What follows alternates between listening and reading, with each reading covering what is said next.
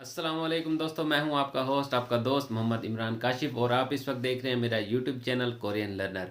दोस्तों, आज की ये वीडियो आपके लिए बहुत कारआमद साबित होने वाली है क्योंकि मैंने आपको इस वीडियो में कंप्लीट डिटेल बतानी है कि साउथ कोरिया का फ्री वर्क वीज़ा आपको कैसे मिल सकता है, कहाँ पे अप्लाई करना होता है, साउथ कोरिया का लकी ड्रा क्या होता है, ईपीएस टॉपिक सिस्टम क्या होता है। ये कंप्लीट डिटेल आपको इस वीडियो में मिलेगी।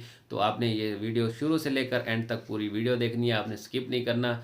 और मेरा चैनल अभी तक आपने सब्सक्राइब नहीं किया तो चैनल सब्सक्राइब कर दीजिए, बेल आइकन का बटन दबा दीजिए ताकि मेरी आने वाली हर नई वीडियो आप तक बआसानी पहुंचती रहे। तो दोस्तों, बिना आपका टाइम वेस्ट किए चलते हैं आज की हमारी इस वीडियो की जानिब कि आपको साउथ कोरिया का फ्री वीज़ा कैसे मिल सकता है। दोस्तों, इसका एक तरीकाकार होता है। साउथ कोरिया को जब भी वर्कर्स की डिमांड होती है तो वो पाकिस्तान से जब कॉन्ट्रैक्ट करता है, पाकिस्तानी वर्कर्स जब बुलाता है तो वो ओईसी से कॉन्टैक्ट करता है। पाकिस्तान का जो इदारा है ओवरसीज़ एम्प्लॉयमेंट कॉरपोरेशन, आप इसको गूगल भी कर सकते हैं www.oec.gov.pk। तो इस तरह का आपको एक पोर्टल शो हो रहा है। अभी यहाँ पे कोई जॉब शो नहीं हो रही, लेकिन जब भी किसी कंट्री की वैकेंसी आती है, किसी जॉब्स की वैकेंसी आती है आउट ऑफ कंट्री से, तो यहाँ पे आपको शो हो रही होती हैं। तो इसी तरह साउथ कोरिया से भी जब वर्कर्स की डिमांड होती है, ओईसी से उनका कॉन्ट्रैक्ट होता है, तो यहाँ पे आपको शो हो रही होती हैं वैकेंसीज़ वगैरह।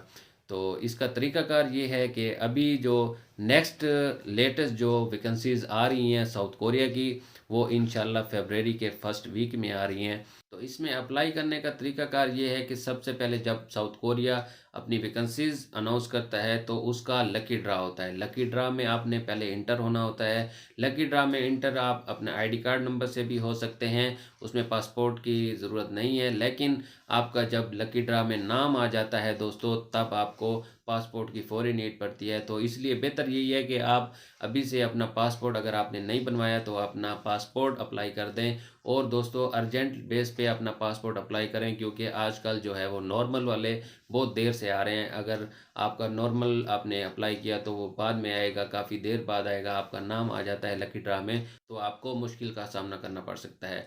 तो इसीलिए अर्जेंट बेस पे अपना पासपोर्ट अप्लाई करें दोस्तों। और जब आप अप्लाई करेंगे, आपको ओईसी की वेबसाइट पे इस तरह का एक चलान फॉर्म शो हो रहा होगा। वो आपने चलान फॉर्म डाउनलोड कर लेना है दोस्तों, और उसमें अपनी जो डिटेल हैं वो इंटर करनी है। आईडी कार्ड नंबर लिखना है और अपना नाम लिखना है जो आईडी कार्ड पे है सेम।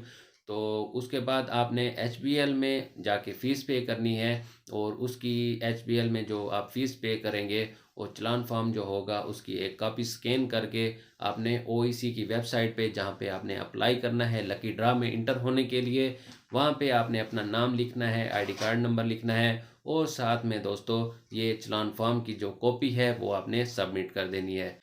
तो इस तरह दोस्तों आप लकी ड्रा में इंटर हो जाएंगे। और जब लकी ड्रा का जो आपको रिज़ल्ट शो होगा, तो इस तरह से आपको जब आप रिज़ल्ट चेक करेंगे तो आपका अगर नाम आ जाता है लकी ड्रा में, तो इस तरह आपको शो हो रहा होगा। तो जब आपका लकी ड्रा में नाम आ जाता है दोस्तों, पिछले साल जो अप्लाई हुई हैं टोटल साउथ कोरिया के लिए, जो एप्लीकेशन जमा हुई थी वो 3 लाख के करीब थी। जबकि उन्होंने लकी ड्रा में जो बंदे जो उन्होंने सेलेक्ट किए थे तो वो 40,000 थे। तो हर साल जो इनका कोटा होता है वो डिफरेंट होता है। इस साल उम्मीद तो यही की जा रही है कि इस साल उनका कोटा काफ़ी ज़्यादा है। तो उसी हिसाब से इस साल एप्लीकेशंस भी ज़्यादा हैं, क्योंकि जैसे जैसे आवाम को ज़्यादा पता चलता है तो वो ज़्यादा ही अप्लाई करते हैं। जैसे 3 लाख बंदों ने अगर पिछले साल अप्लाई किया है, तो इस साल ज़ाहिर है उन्होंने 3-4 अपने दोस्तों को बोला होगा या कोई और जानने वालों को उन्होंने बता के रखा होगा। तो एक बंदा अगर फॉर एग्जांपल 4-5 बंदे भी और अप्लाई करवा दे, तो इस साल 8-9 लाख एप्लीकेशंस हो सकती हैं जो उम्मीद की जा रही है। तो लकी ड्रा में जो उनका सेलेक्ट करने का कोटा है वो भी बढ़ सकता है। तो जब आपका लकी ड्रा में नाम आ जाता है दोस्तों, तो उसके फौरी बाद आपने रजिस्ट्रेशन करवानी होती है। रजिस्ट्रेशन के लिए आपको पासपोर्ट लाजिम होता है और लेके जाना होता है ओईसी में। ओईसी का दफ्तर दोस्तों, हेड ऑफिस जो है इनका वो इस्लामाबाद में भी है, और जो इसका ऑफिस है वो लाहौर में भी है। अब इसका ऑफिस कराची में भी बन गया है दोस्तों, उसकी ब्रांच बन गई है कराची में भी। तो काफ़ी दोस्तों को पहले मुश्किल होती थी, जो सिंध से आते थे वो पंजाब में लाहौर जाते थे या इस्लामाबाद जाते थे इसका जो टेस्ट देने के लिए, वो अब ब्रांच उनकी कराची में भी बन गई है, तो उनके लिए भी काफ़ी बेनिफिट हो गया है। तो दोस्तों, जब आपका लकी ड्रा में नाम आ जाता है तो आपने रजिस्ट्रेशन करवानी होती है, पासपोर्ट लेके जाना होता है इस्लामाबाद में। तो आपने जो फ़ीस पे करनी होती है, रजिस्ट्रेशन की जो फ़ीस होती है वो $28 के करीब होती है। $28 उस टाइम जो सेम डे जब आप पे करेंगे तो उसके हिसाब से जो डॉलर का रेट होता है वो फ़ीस बनती है। तो लास्ट ईयर जो इनकी फ़ीस बनी थी वो 8,500 रुपये थी, पाकिस्तानी 8,500 थी। $28 उसके जो थे उस टाइम 8,500 रुपये बन रहे थे। तो रजिस्ट्रेशन की जो फ़ीस होती है, जब रजिस्ट्रेशन हो जाती है दोस्तों, पिछले साल जो 40,000 वर्कर्स उन्होंने निकाले हैं, वर्कर्स सेलेक्ट करने के लिए लकी ड्रा में जो 40,000 बंदों का नाम आया था दोस्तों, तो उसमें आगे तकरीबन 10,000 बंदे तो ऐसे हैं जिन्होंने रजिस्ट्रेशन ही नहीं करवाई। मतलब जो रजिस्ट्रेशन हुई है वो 30,000 बंदों की हुई है। तो इस तरह जो 10,000 बंदे हैं उन्होंने बाकी बंदों का भी जो है वो हक जो एक ज़ाया किया है, वो अप्लाई ना करते तो दोस्तों उनकी जगह काफ़ी और दोस्तों का भी नाम आ सकता था। तो इसका ये एक रूल और भी है कि अगर आपने अप्लाई किया है, आपका लकी ड्रा में नाम आ गया है, और अगर आप आगे रजिस्ट्रेशन के लिए नहीं जाते तो आपको 3 या 4 साल के लिए वो लकी ड्रा के लिए बैन कर देते हैं। मतलब नेक्स्ट आप 3-4 साल वो अप्लाई नहीं कर सकते। तो दोस्तों, इसीलिए सोच समझ के आपने अप्लाई करना है। अगर आपने आगे रजिस्ट्रेशन करवानी हो तब ही दोस्तों आपने अप्लाई करना है, वरना आप अप्लाई ना करें, ताकि आपकी जगह किसी और दोस्त का भला हो सके या किसी और को चांस मिल सके दोस्तों। तो जब आप $28 की जो ये फ़ीस होती है ये पे कर देते हैं तो आप रजिस्टर हो जाते हैं ईपीएस टॉपिक के लिए। ईपीएस टॉपिक सिस्टम दोस्तों क्या है? ईपीएस टॉपिक सिस्टम ही ये सिस्टम है जिसके ज़रिए आप कोरिया जाते हैं। ये एक टेस्ट सिस्टम होता है जिसमें आपको कोरियन लैंग्वेज सीखनी पड़ती है और उसका टेस्ट देना होता है दोस्तों। रजिस्ट्रेशन के बाद आपको तकरीबन 2 या 3 हफ्ते के बाद उसका जो आपकी टेस्ट की डेट होती है वो अनाउंस हो जाती है। हर दोस्त का अपना अपना एक टेस्ट की डेट आ जाती है कि आपको वो स्टार्ट करते हैं। लास्ट जो टेस्ट स्टार्ट हुए थे वो 6 मार्च से टेस्ट स्टार्ट हुए थे। तो जिन दोस्तों का टेस्ट सबसे पहले आ गया था, जो मार्च में आ गया था, तो उनके लिए काफ़ी मुश्किल थी कि उन्होंने तैयारी भी नहीं की थी और उनका टेस्ट फ़ौरन आ गया था। तो दोस्तों, इसीलिए बेहतर यही है कि आप अभी से तैयारी करना भी शुरू कर दें साथ साथ कोरियन लैंग्वेज की। मेरे इस चैनल कोरियन लर्नर पे कंप्लीट प्लेलिस्ट खड़ी हुई है जिसमें मैंने आपको कंप्लीट कोरियन लैंग्वेज का कोर्स करवाया हुआ है। आप वहां से भी कोर्स कर सकते हैं। आपको हाउ हो जाएगी दोस्तों कि कोरियन लैंग्वेज क्या है, इसके अल्फ़ाबेट, कॉन्सोनेंट वगैरह सब कुछ आपको डिटेल के साथ वहाँ पे मैंने शेयर किया हुआ है। तो बेहतर यही है कि आप एडवांस में पहले ही उसको रीड करना शुरू कर दें, ताकि आपको अगर आपका टेस्ट जल्दी आ जाता है तो आपको पास करने में आसानी होगी दोस्तों। तो लास्ट टाइम जो 6 मार्च से शुरू हो गए थे, तो 6 मार्च से 6 जून तक जो थे वो फर्स्ट राउंड में था, और उसके बाद से जो सितंबर तक थे वो सेकंड राउंड था दोस्तों।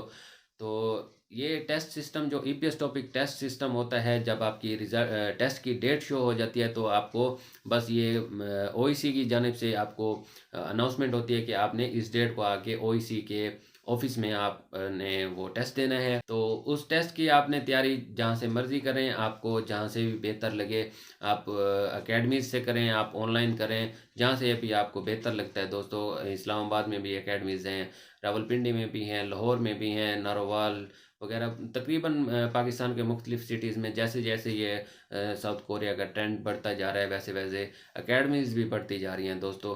तो करना आपने खुद ही होता है, तैयारी आपने खुद करनी होती है। बाकी टीचर्स जो हैं वो आपको समझा सकते हैं कि ये क्या चीज़ है, बाकी उसको जो आपने समझना होता है, आपने जानना होता है, वो आपका खुद का ही काम होता है उसको पास करना। तो जब आपकी टेस्ट की डेट होती है, आपने उस पर जाके अपना टेस्ट देना होता है कोरियन लैंग्वेज का। तो ये 200 नंबर का दोस्तों ये टेस्ट होता है। ये आपको कंप्लीट एक डिटेल मैं यहाँ पे पेज शो करवा रहा हूँ कि ये कितने नंबर का होता है, कितने इसमें लिसनिंग के होते हैं, कितने रीडिंग के होते हैं। टोटल दोस्तों इसमें क्वेश्चन होते हैं 40, जिसमें 20 जो हैं वो रीडिंग के क्वेश्चन होते हैं, जिसमें आपने रीड करके उनके नीचे 4 ऑप्शन होते हैं वो सिलेक्ट करने होते हैं, और 20 जो हैं वो लिसनिंग के होते हैं, जिसमें आपको हेडफोन दिया जाता है और हेडफोन में वो आपने लिसनिंग सुननी होती है कि ये क्वेश्चन में क्या बोला जा रहा है, और उसके जो ऑप्शंस होते हैं वो भी आपको सुन के उसमें सेलेक्ट करना होता है, ABCD। تو 4 آپشن ہوتے ہیں اس میں بھی، تو آپ نے سلیکٹ کرنا ہوتا ہے دوستوں۔ جو لاسٹ میرٹ لگا ہے وہ 200 میں سے جو جن کے 110 تھے وہ فرسٹ راؤنڈ کا میرٹ تھا، 110 والے پاس ہوئے ہیں دوستوں، اور جو سیکنڈ راؤنڈ میں آئے ہیں وہ 115 کا میرٹ لگا ہے۔ تو اس سال جو اپلائی بھی زیادہ ہوں گی دوستوں، ان کی ڈیمانڈز بھی زیادہ ہیں، تو ہو سکتا ہے میرٹ تھوڑا سا اوپر چلا جائے، تو زیادہ اوپر نہیں جائے گا، مطلب 5 یا 10 نمبر کا تھوڑا سا فرق پڑتا ہے ہر سال میں، تو اس میں پریشانی والی بات نہیں ہے۔ آپ نے ابھی سے تیاری شروع کرنی ہے اور ابھی سے اپنا جو ٹیسٹ کا ہے وہ شیڈیول بنانا ہے کہ آپ نے کیسے تیاری کرنی ہے اور کہاں سے کرنی ہے، اکیڈمیز سے کرنی ہے یا آن لائن کرنی ہے۔ تو دوستو جب آپ ٹیسٹ دیں گے تو کمپیوٹر پہ یہ ٹیسٹ ہوتا ہے، اور جب ٹیسٹ آپ سبمٹ کرتے ہیں تو اس کے 5 سیکنڈ کے بعد آپ کو آپ کے نمبر شو ہو رہے ہوتے ہیں دوستو، اسی ٹائم آپ کو رزلٹ مل جاتا ہے۔ تو جو دوست پاس ہو جاتے ہیں تو پھر وہ ویٹ کرتے ہیں نیکسٹ، جب ایک راؤنڈ کمپلیٹ ہو جاتا ہے، جیسے 6 مارچ سے 6 جون تک فرسٹ راؤنڈ تھا لاسٹ ایئر میں، تو جیسے ایک راؤنڈ کمپلیٹ ہوتا ہے تو اس کے بعد اس کا سکل ٹیسٹ کا جو شیڈول ہوتا ہے وہ آ جاتا ہے کہ آپ نے اس ڈیٹ میں آ کے اپنا سکل ٹیسٹ کا ٹیسٹ دینا ہے دوستو۔ سکل ٹیسٹ میں ہوتا یہ ہے کہ اس میں فزیکل ہوتا ہے، اس میں گیمیں ہوتی ہیں، تو اور اس میں انٹرویو بھی ہوتا ہے۔ سکل ٹیسٹ کا جو پاس کرنا ہے وہ بھی لازم ہوتا ہے۔ سب سے پہلے تو کورین لینگویج کا آپ نے ٹیسٹ پاس کرنا ہے، اس کے بعد آپ نے سکل ٹیسٹ میں آپ کی میئرمنٹ ہوتی ہے، اپنا ہینڈ گرپ ہوتی ہے آپ کی، اور آپ کا ویٹ بھی کیا جاتا ہے، انٹرویو لیا جاتا ہے، اور 3 گیمیں ہوتی ہیں، پن بورڈ اس طرح کا ایک پن بورڈ کی گیم ہوتی ہے، اور یہ ایک رنگ والی گیم ہوتی ہے، اور اس کے علاوہ یہ ایک نٹ بولٹ کی گیم ہوتی ہے جس میں آپ نے مینوفیکچرنگ یا اسمبلی میں آپ نے جو اپلائی کرنا ہے، جس انڈسٹری میں یا جس کیٹیگری کا آپ نے ویزا لینا ہے، تو اسی حساب سے آپ کی گیمیں بھی ہوں گی۔ اور سب سے اہم بات جو ضروری بات ہے وہ کلر بلائنڈنیس کا بھی اس میں ٹیسٹ ہوتا ہے سکل ٹیسٹ میں۔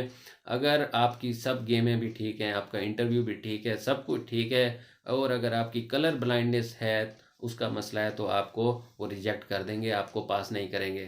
تو اسی لیے میری آپ سے ریکویسٹ ہے دوستو، اگر آپ کا کلر بلائنڈنیس کا مسئلہ ہے تو اس کو پہلے سولو کریں۔ اگر آپ کا زیادہ مسئلہ ہے، آپ کا نہیں ہو سکتا، تو دوستو آپ اس میں اپلائی بھی نہ کریں، کیونکہ اس سے آپ کا ٹائم بھی ویسٹ ہوگا اور آپ کا پیسہ بھی ویسٹ ہوگا، کیونکہ انہوں نے آگے بالکل ہی سلیکٹ نہیں کرنا کلر بلائنڈنیس کا، وہ فوراً ہی اس کو فیل کر دیتے ہیں دوستو، وہ ڈس سلیکٹ کر دیتے ہیں۔ تو اس کے علاوہ جب آپ کا سکل ٹیسٹ پاس ہو جاتا ہے، اس کا رزلٹ آ جاتا ہے سکل ٹیسٹ کا، تو اس کے بعد آپ نے اپنا میڈیکل بھی کروانا ہوتا ہے دوستو۔ میڈیکل میں آپ کو کمپلیٹ وہ ایگزامین کرتے ہیں، ان کی جو سلیکٹڈ جو لیبز ہوتی ہیں انہی پہ آپ کو ٹیسٹ کروانے کا بولا جاتا ہے، جس کی فیس ہوتی ہے تقریباً 4 سے 5 ہزار روپے فیس ہوتی ہے ٹیسٹ کی۔ تو اس میں آپ کے چیسٹ ایکس رے وغیرہ بھی ہوتے ہیں، بلڈ ٹیسٹ بھی ہوتے ہیں، تو وہ ٹیسٹ وغیرہ کروانے کے بعد جب آپ کا میڈیکل کلیئر ہوگا، اس کے بعد ہی آپ نے او ای سی کے آفس میں وہ میڈیکل کی جو رپورٹ ہوتی ہے وہ بھی سبمٹ کروانی ہوتی ہے، اور ادھر جاب اپلیکیشن فارم ہوتا ہے، اس طرح کا ایک آپ کو فارم شو ہو رہا ہے، تو اس طرح کا ایک فارم ہوتا ہے، وہ آپ نے وہاں پہ فل کر کے وہ ڈپازٹ کرنا ہوتا ہے، وہاں پہ جمع کرنا ہوتا ہے، وہاں پہ سبمٹ کرنا ہوتا ہے۔ اس کے بعد آپ کی جب یہ جابز اپلیکیشن کا جو فارم ہے یہ او ای سی کی جانب سے ادھر کوریا میں بھیجا جائے گا۔ کوریا میں ایچ آر ڈی جو کوریا کا ادارہ ہے، جیسے ہمارا ادھر او ای سی ہے ویسے ہی ساؤتھ کوریا کا ایچ آر ڈی کوریا ہے، تو ادھر جب ہمارے ڈاکومنٹس وہاں پہ ریسیو ہوتے ہیں تو ای پی ایس یہ ایک امپلائمنٹ پرمٹ سسٹم یہ ویب سائٹ ہے کوریا کی طرف سے، یہاں پہ آپ نے اپنی آئی ڈی بنانی ہوتی ہے۔ یہاں پہ جب آپ آئی ڈی بنا لیں گے تو جیسے ہی آپ کا یہ جاب اپلیکیشن فارم کوریا میں پہنچے گا یا ان کو ریسیو ہوگا، یہاں پہ آپ کی سینڈنگ لکھی ہوئی آ جائے گی، یا بھیجنا یہاں پہ اردو میں شو ہو رہا ہے، بھیجنا لکھا آ جاتا ہے۔ یہ جو آئی ڈی ہے دوستو، اس پہ آپ کی پوری پروفائل شو ہو رہی ہوتی ہے، آپ نے جو نمبر لیے تھے لینگویج ٹیسٹ میں، اور اس کے علاوہ جو سکل ٹیسٹ میں آپ نے نمبر لیے وہ بھی آپ کو یہاں پہ شو ہو رہے ہوتے ہیں، اور آپ کے ویزا سے ریلیٹڈ جو بھی انفارمیشن ہوگی سب ادھر ہی آپ کو شو ہو رہی ہوگی۔ سب سے پہلے جو ہمارا جو پروسیس ہوتا ہے اپلیکیشن فارم کا جو سینڈنگ ہوتی ہے، اس کے بعد ادھر اپروول ہوتی ہے، وہ کوریا کی طرف سے ہوتی ہے، جس کو منظوری بھی بولا جاتا ہے، اس کو اپروول بولتے ہیں انگلش میں، اور اردو میں منظوری بولا جاتا ہے۔ جب وہ منظوری ہو جاتی ہے اس کے بعد دوستو اجراء ہوتے ہیں۔ اجراء دوستو وہ یہ ہوتے ہیں کہ جب ساؤتھ کوریا کی جو کمپنیز ہوتی ہیں وہ پاکستانی ورکرز کو جب سلیکٹ کرتی ہیں، یا کسی بھی کنٹریز کے ورکرز کو سلیکٹ کرتی ہیں، تو وہ ان کا جو ویزا اجرا کرتے ہیں اس کو اجرا بولا جاتا ہے، مطلب ان کو جب ہائر کر لیتے ہیں یا ان کو ویزا دیتے ہیں تو اس کو اجرا بولتے ہیں دوستوں۔ جب ساؤتھ کوریا میں کمپنیز کو ورکرز کی ڈیمانڈ ہوتی ہے تو وہ سلیکشن کے لیے جب ہماری پروفائلز دیکھتے ہیں تو جو پاسرز ہوتے ہیں ان کی پروفائل دیکھتے ہیں، مطلب جو 2023 میں ٹوٹل پاس ہوئے ہیں لڑکے، مطلب جنہوں نے 3 لاکھ اپلائی کیے تھے اس میں 40,000 وہ لکی ڈرا میں نکلے تھے، اور اس کے علاوہ جو پھر ٹیسٹ میں جا کے پاس ہوئے ہیں جن کا پروسیس کمپلیٹ ہوا ہے، جنہوں نے لینگویج ٹیسٹ بھی پاس کر لیا ہے اور سکل ٹیسٹ بھی پاس کیا ہے، انٹرویو بھی پاس کیا، میڈیکل بھی جن کا کلیئر ہو گیا، ٹوٹل وہ لڑکے تقریباً 4,100 ہوئے ہیں جو باقی بچے ہیں۔ باقی سارے دوستوں وہ ڈس سلیکٹ ہو گئے ہیں یا فیل ہو گئے ہیں دوستوں، کیونکہ ان کے پاس کافی لڑکوں کے پاس ٹائم بھی نہیں تھا یا کوئی اچھی طرح سے تیاری بھی نہیں کر سکے، اس لیے کافی لڑکے رہ گئے ہیں دوستوں۔ جبکہ ان کی ڈیمانڈ جو تھی وہ 2023 کے لیے 4,670 جو ورکرز کی وہ ڈیمانڈ تھی، لیکن وہ ڈیمانڈ پوری نہیں ہو سکی دوستوں، 4,100 لڑکے ہی پاس ہوئے ہیں 2023 میں۔ تو اس سال دیکھتے ہیں دوستوں 2024 میں کتنے لڑکے پاس ہوتے ہیں اور کتنے سلیکٹ ہوتے ہیں۔ آپ لوگوں کو میری طرف سے بیسٹ آف لک دوستوں، آپ نے اپلائی کرنا ہے اور مجھے دعاؤں میں یاد رکھنا ہے۔ میرا چینل دوستوں لازم سبسکرائب کریں اور بیل آئیکن کا بٹن دبا دیں تاکہ میری آنے والی ہر نئی ویڈیو آپ کو بآسانی ملتی رہے دوستوں، اور اس کو شیئر لازم کرنا ہے۔ اگر آپ نے اپلائی نہیں کرنا یا آپ کے کسی دوست نے اپلائی کرنا ہے تو اس کو میری ویڈیو لازم شیئر کریں دوستوں۔ تو جب آپ کا اجرا ہوگا دوستوں، آپ کا ویزا آ جائے گا، تو اس کے بعد آپ کو 1 مہینے کا ٹائم ہوتا ہے، اس میں آپ نے اپنی تیاری کرنی ہوتی ہے، اپنی ٹکٹ وغیرہ کے پیسے وغیرہ جمع کرنے ہوتے ہیں، کیونکہ ٹکٹ آپ کو فرسٹ ٹائم خود ہی پے کرنی ہوگی جو کہ تقریباً 2 لاکھ یا 2.5 لاکھ کے قریب ہوتی ہے۔ تو آپ کو وہ فرسٹ ٹائم آپ کو ٹکٹ افورڈ کرنی پڑے گی، اور اس کے علاوہ جو فیس ہوتی ہے کچھ ایمبیسی میں ویزا کی فیس ہوتی ہے 1 سے 1.5 لاکھ تک، وہ بھی آپ کو پے کرنی ہوتی ہے۔ یہ آپ کو فائنل سٹیپ ہے دوستوں، تب آپ کو مسئلہ نہیں ہوتا ہے۔ جب آپ کا ویزا آ جاتا ہے تو یہ پیسے پھر اس ٹائم مشکل نہیں لگتے، کیونکہ ظاہر ہے ہر بندے کی خواہش ہوتی ہے کہ باہر جا کے کام کریں گے، یا انکم اچھی ہے ساؤتھ کوریا کی، تو تب یہ 3 یا 4 لاکھ کچھ بھی نہیں لگ رہا ہوتا، کیونکہ آپ نے ساؤتھ کوریا میں جا کے اتنی ارننگ تو 1 منتھ میں بھی اپنی کمپلیٹ کر لینی ہے دوستوں۔ تو دوستوں میرا یہ چینل کورین لرنر آپ نے سبسکرائب ضرور کرنا ہے اور بیل آئیکن کا بٹن پریس کرنا ہے لازم، تاکہ نیکسٹ منتھ جب یہ فروری کے فرسٹ ویک میں ساؤتھ کوریا کی جابز آ رہی ہیں، ویکنسیز آ رہی ہیں، تو اس کے بارے میں جو آپ کو اپڈیٹ ملے گی وہ آپ کو بر وقت مل سکے دوستوں۔ تو دوستوں یہ تھی آج کی ہماری کمپلیٹ ویڈیو، کمپلیٹ ڈیٹیل کے ساتھ کہ ساؤتھ کوریا کا ویزا کیا ہے، اجرا کیا ہے دوستوں، اور آپ نے ای پی ایس ٹاپک کیسے پاس کرنا ہے، یہ کیا سسٹم ہے، سب ڈیٹیل میں نے آپ کو کور کروائی ہے دوستوں۔ تو اس کے علاوہ دوستوں اگر آپ کا کوئی سوال رہ گیا ہے جس کا میں نے جواب نہ دیا ہو دوستوں، تو آپ کمنٹ میں پوچھ سکتے ہیں، انشاءاللہ میں آپ کو اس کا ضرور جواب دوں گا۔ ملتے ہیں دوستوں اپنی نیکسٹ ویڈیو میں نیکسٹ انفارمیشن کے ساتھ، تب تک کے لیے اللہ حافظ۔